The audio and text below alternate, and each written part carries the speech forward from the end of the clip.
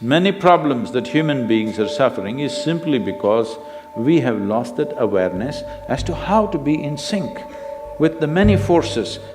If you become in rhythm with life, you will also wake up somewhere after 3 a.m. At that time, if you sit up and do whatever process you have been initiated for, it will bear maximum fruit.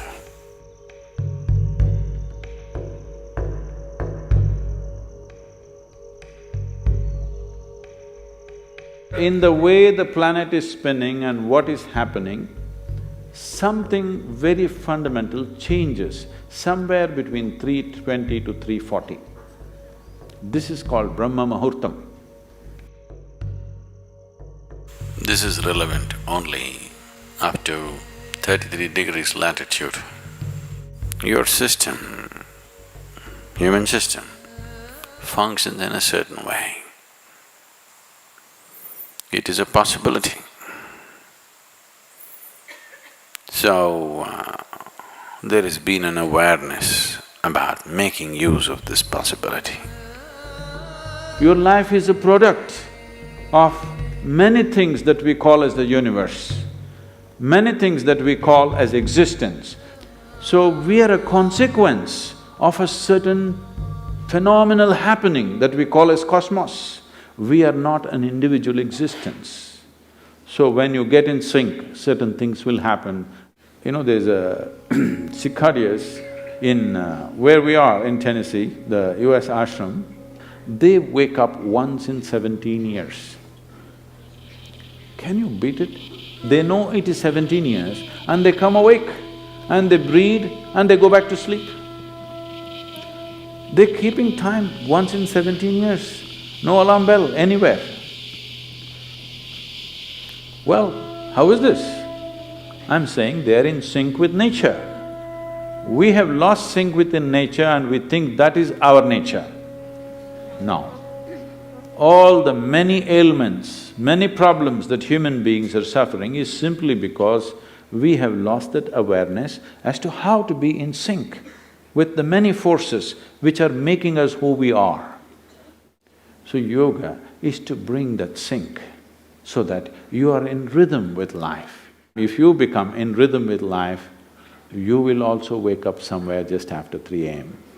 If you're conscious, suddenly a certain spark of aliveness will happen within you. Even if you're in deep sleep, you will come awake. This must happen to you. This means you're falling in sync with it. You're falling in sync with life. So what should I do? Should I meditate? Should I do a kriya? Doesn't matter what. You must do a process for which you have been initiated for. Because initiation means you were not just taught a practice, it was introduced into your system, it was implanted in your system. So whatever, if there is a life seed within you, if you're awake at Brahma Muhurtam and